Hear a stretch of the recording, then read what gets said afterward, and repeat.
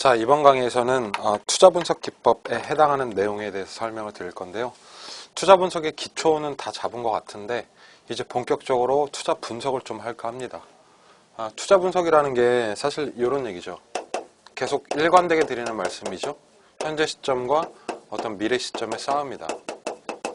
현재 시점에 투자액을 결정을 하고 투자 여부가 결정이 되면서 미래 시점에는 수입액이 발생을 하게 되는 이런 구조입니다. 자, 그래서 앞에서는 뭘 배우셨냐면 현재 금액을 그래서 미래 예측도 한번 해보고 미래 금액을 현재로 가져오기도 해보고 이 내가와 현가를 구했는데요. 그걸 화폐의 시간가치라고 얘기를 합니다. 두 번째는 뭘 하셨냐면 수입 금액을 구하신 거죠. 얘를 알아야 투자 분석을 할 수 있으니까. 그랬을 때 수입은 크게 영업소득과 처분소득, 소득이득과 자본이득으로 나눠진다. 이걸 배우신 거죠. 그럼 지금부터는 뭘 얘기를 할 거냐면 실제로 투자 분석을 해보자는 거예요. 권법을 배우시는 거예요, 이제는. 예전에는 물기로 오고 마당 쓸고 한 건데 이제 하산해서 진짜 투자 분석하는 테크닉을 배우자는 얘기죠. 이 투자 분석하는 테크닉은 말이죠. 크게 두 가지 방법이 있습니다. 할인을 하는 방법과 할인을 하지 않는 방법. 그래서 각각 그것을 할인법과 비할인법이라고 하는데요. 차이는 대충 이런 겁니다. 내가 현재 시점에서 투자를 하려고 합니다. 쉽게 말씀드리면 편의점을 하나 하려고 해요. 그 채택 여부 결정하는 게 투자 분석이죠. 편의점 할래 안 할래. 그럼 알아야 될 거는 편의점을 했을 때 얼마를 벌어들이는가 하는 거죠. 그런데 예상이 되는 게 1년 후에 편의점을 하니까 5천만 원을 번다라고 예측이 되는 겁니다. 이제 여기가 이제 투자 분석의 포인트인데 보시면 의사결정은 언제 한다고요? 현재 시점에. 근데 수입은 언제 생기죠? 1년 후에. 그러면 정확한 의사결정을 하려면 우리 배운 대로 이 5천만 원이라는 수입을 여기로 가져와서 계산을 하셔야 돼요. 이렇게 가져오는 작업을 할인이라고 합니다. 금액을 깎아야죠. 그래서 예를 들면 1년 후에 5천을 버는 거니까 현재 시점에 봤을 때는 뭐 4,880만 원을 번다. 이런 식으로 보고 투자액을 결정을 해야 됩니다. 이렇게 하는 게 화폐의 시간 가치를 고려하는 방법이죠. 즉 이런 식으로 할인해서 계산하는 방법을 할인법이라고 합니다. 근데 여러분들 이 수입을 할인하나요, 우리가? 수입을 할인하지 않잖아요.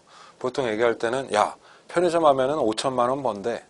이렇게 얘기를 하지 누가? 편의점 벌면 4,883만 2,300 이렇게 얘기하는 사람 없잖아요. 그러니까 우리는 보통은 할인을 안 한다고요. 우리 같은 경우에. 자, 그 방법을 이제 무슨 법? 비할인법이라고 하는 겁니다. 그러니까 어쨌든 할인을 하는 방법이 있고 할인을 하지 않는 방법이 있는데 이 두 가지를 나눠서 이 파트에서는 배우시게 되는 거예요. 제가 입문 단계에서는 할인을 하는 방법만 좀 말씀을 드리려고 하는데 그 방법을 바로 할인연금 수지 분석법이다. 이렇게 얘기를 합니다. 아시겠죠? 의미를 한번 따져보자면 원래 투자 분석이라는 게 예상 수입과 현재 투자액을 서로 비교하는 방법인데 채택할 것인가 기각할 것인가를 판단하는 게 투자 분석이죠. 자, 그 기법 중에서도 특히나 할인현금 수지 분석법, 이름에 할인이 들어갔습니다.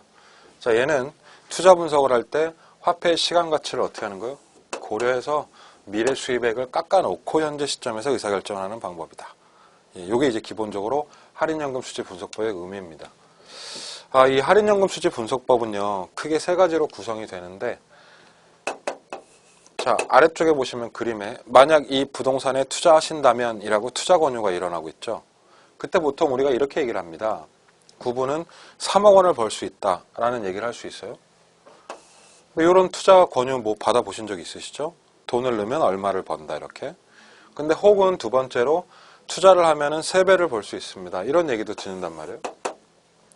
그러니까 배수를 구할 수도 있는 거고 세 번째로 투자하면 30% 먹을 수 있다라는 얘기도 하는데 여기서는 수익률을 얘기를 할 수가 있는 거죠.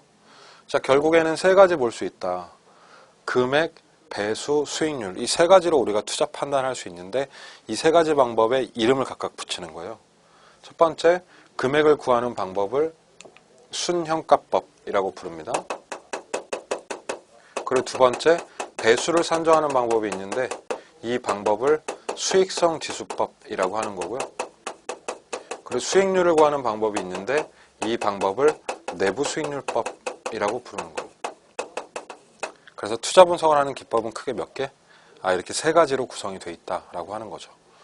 순영가에서는 금액 배웁니다. 금액 구합니다. 그래서 얘는 3억이라는 게 순영가인데 이게 정확한 이제 순수익이 되는 거고요.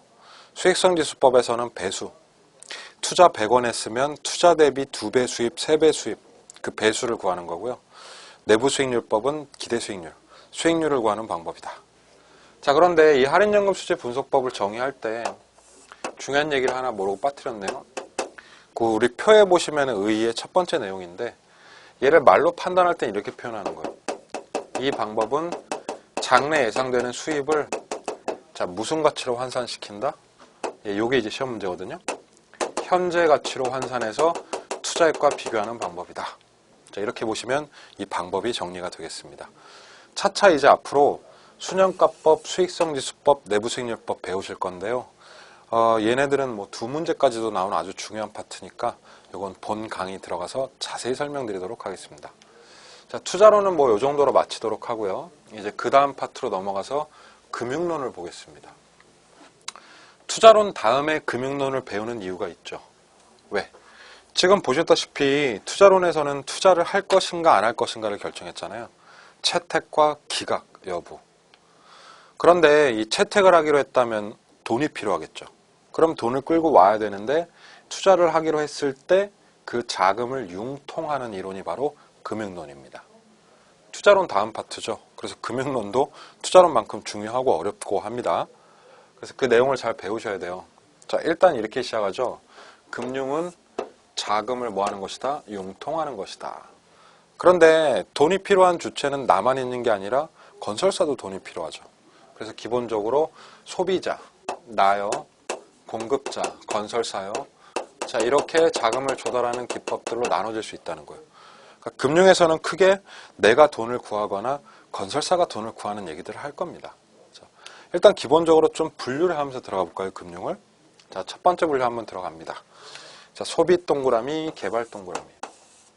이렇게 합시다. 소비금융은 나, 개발금융은 건설사. 내가 대출받는 게 소비금융인데 여러분은 우리 대출받을 때 주택담보대출 받죠. 그 얘기예요. 소비금융은 그래서 담보대출이다. 무슨 대부요? 저당대부다. 이렇게 얘기를 해요. 국민은행에서 돈 받으면 돈 한 방에 내줍니다. 일시불로 대출을 해주죠. 그리고 우리가 그 돈을 나눠 갚습니다. 분할 상환이 이루어진다. 얘를 이제 소비자금융의 특징이라고 합니다. 주택담보대출이죠. 그런데 건설사들 같은 경우에 이 개발금융이라고 하는 걸 우리가 소위 이제 건축금융, 건축대부라고 하는데 삽질할 때 필요한 돈을 구하는 거죠. 그래서 건축대부라는 표현을 쓰는 거예요, 여기서는. 근데 은행에서 건설사들한테 자금 지원할 때는요, 돈을 몇백억씩 한 번에 안 줍니다. 갖고 도망갈 수도 있잖아요. 그래서 대출을 어떻게 한다? 분할 대출을 합니다. 대신에 돈 받을 때는 분양금 받아서 한 번에 갚기로 어떻게? 일시불 상환하기로 하는 거죠. 그리고 이 개발금융은 굉장히 중요한 특징이 이 개발금융 기법이 하나가 있거든요. 자, 그 기법을 바로 프로젝트 파이낸싱이라고 하는데 요거는 워낙 중요한 내용이어서 나중에 다시 한번 배우실 거예요. 예, 기본적으로는 소비금융과 개발금융이 있다. 고개 끄덕끄덕 하시면 됩니다. 뭐 딱히 빡세게 외울 건 없어요.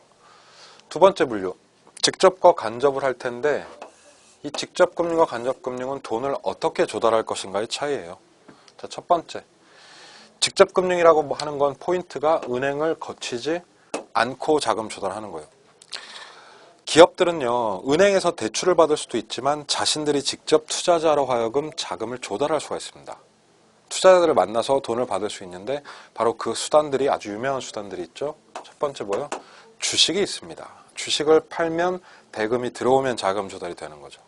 또 주식을 발행하지 않더라도 팔지 않더라도 채권이라는 걸 발행을 하면 돼요. 채권은 한마디로 말하면 외상으로 돈을 꾸는 거죠.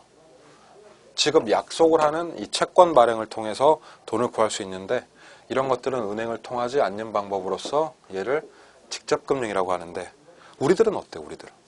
우리들은 대출 받으셔야죠. 우리들은 은행을 통해서 들어가야 된다. 그래서 금융기관을 통해서 자금 조달한다 그러면 걔를 간접금융이다 이렇게 부르는 겁니다. 자, 세 번째. 얘가 좀 별표인데 지분금융과 부채금융. 자, 지분 동그라미, 부채 동그라미 됩니다. 자, 두 가지 특징을 동시에 얘기를 해볼게요. 지분하면 누구 돈? 내 돈. 자, 무슨 자본? 자기 자본을 조달하는 거고요. 부채금융하면 누구 돈? 남의 돈. 그러면 타인 자본을 조달하는 게 부채금융입니다. 근데 이렇게 얘기하면 너무 추상적이죠. 가령 말이죠. 제가 돈을 구한다고 해보세요. 제가 그러면 담보대출 받겠죠. 담보대출은 사실 쉽게 말하면 은행에 담보를 잡히고 돈을 꾸는 거예요. 중요한 표현이에요. 돈을 꾸는 거예요. 그럼 어떻게 돼? 도로. 갚아야죠. 그렇죠? 외상으로 꿔서 갚아야 되는데 즉 이 돈은 내 돈이 아니라 남의 돈을 빌렸을 뿐이다. 했을 때 이 담보대출을 무슨 금융? 부채금융. 이건 빚이란 얘기입니다. 이해되시나요? 이 부채금융은 그래서 담보대출 같은 게 있습니다. 또 기업들이 말이죠. 갚을게. 돈 좀 꿔줘. 좀 네 돈 갖다 쓸게. 네 돈 잠깐 쓸게 하고 발행을 하는 게 뭐예요? 채권이죠. 그러니까 채권은 내 돈이 아니라 남의 돈 빌려 쓰는 거기 때문에 역시나 원금 플러스 이자의 수익률이 지급이 됩니다. 이게 바로 부채금융이라면 지분금융을 할 수도 있어요. 심지어는 저도 할 수 있습니다. 가령 제가 차가 있는데 차를 팔면 돼요. 그럼 팔고 판매 대금을 받죠. 그 판매 대금은 내 돈 아닙니까? 무슨 얘기냐면 갚을 필요가 없다라는 거예요. 자, 그런 식으로 자기 자본 조달하는 게 뭐예요? 지분금융이죠. 기업들을 지분금융합니다. 자기 몸뚱아리를 잘게 잘라요. 그래서 자기 몸뚱아리의 일부를 팔아요, 시장에. 이걸 뭐라고 하냐면 주식이라고 하는. 즉 주식이라고 하는 건 본인의 지분권을 판매하는 건데 판매했으니까 대금을 받죠. 주식 발행하면 돈 받는단 말이죠. 그럼 그거는 기업 돈이 돼요. 그래서 그걸 자기 자본을 조달한다고 얘기를 합니다. 즉 바꿔 말하면 갚을 필요는 없죠. 그래서 우리들이 주식 투자를 하면 원금을 날리게 되는 거예요. 다만 그 주식에 대해서 수익이 지급될 뿐이지 돈을 구한 주체가 돈을 갚지 않는다. 그러니까 그거는 기업 입장에선 자기 자본을 조달한 거죠. 자, 결론. 지분금융은 자기 자본을 조달하는데 대표적으로 뭐가 있다? 주식이 있습니다. 펀드도 그렇죠. 부채금융은 누구 자본? 타인 자본을 조달하는데 대출을 받거나 채권을 발행해서 할 수 있다. 이 개념을 잘 구별해 놓는 게 중요합니다. 지분금융과 부채금융이었어요. 자, 금융론이니까 이제 소비자 금융 들어와서 살살 이자와 이자율 개념 얘기를 좀 해보겠습니다. 금융에 어떻게 보면 벌써 본격적으로 들어오는 거죠, 얘기가. 금리니까 주로 주택담보대출에 맞춰서 한번 얘기를 해볼게요. 일단은 의의에 보시면 이자액이 뭔지는 아시죠? 이걸 외울 필요는 없죠? 융자 받았으니까 거기에 대한 서비스 대가를 지불하는 거죠. 그래서 은행에 납부하는 금액으로서 차입자 입장에서 보면 이자는 비용입니다. 근데 이자 누가 받죠? 은행이 받는 거죠. 그러면 입장 바꿔서 저당 투자자 누구? 은행. 그럼 은행을 이제부터는 우리가 대출자라고 부를 겁니다. 대출자 입장에서는 차입자가 내줬으니까 그게 바로 뭐가 돼요? 수익이 되는 거죠. 이자라는 건 그래요. 누구한텐 비용이지만 누구한텐 수입이 되는 겁니다. 차입자한텐 비용이지만 은행한텐 수입이다. 그럼 이 이자액을 어떻게 구할 것이냐 하는 게 바로 이자액 산정에 관한 내용인데 공식이 아주 중요합니다. 여러분 대출 받으시면 금리 약정하시죠? 바로 그 금리에다가 무언가를 곱하는데 이자를 구할 때는 뭘 곱한다? 바로 잔금을 곱합니다. 즉 남은 융자 잔액을 그때그때 곱해서 다달이 또는 매년 이자 처리가 되는 거죠. 그러니까 이 얘기는 뭐냐면 만약에 내가 원금을 계속 갚잖아요. 차입자가 융자 상환할 때 원금을 계속 갚으면 이 잔금이 어떻게 돼요? 계속 줄어들게 되겠죠. 그럼 줄어드는 상태에서 금리 곱해서 내는 거거든요. 따라서 원금을 상환하는 한 이자액은 지속적으로 어떻게 된다? 감소하는 특징이 있는 거예요.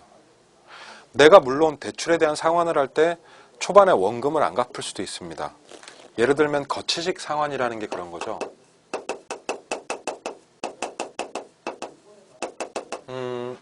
지금 1억 대출을 받았고 만기 7년이고요. 금리가 4% 고정금리라고 합시다. 근데 거치 기간이 2년이 있어요. 그럼 2년 동안 뭐만 낸다? 이자만 내겠죠. 얼마나 내냐면 1억에 4%를 매년 내는 거예요. 그러니까 매년 해서 월 환산해서 내겠죠. 그렇죠? 그럼 이 2년이라는 기간은 온리 이자만 내는데 원금이 하나도 안 줄죠. 그러니까 계속 1억에다가 4%씩 납부를 하는 거예요.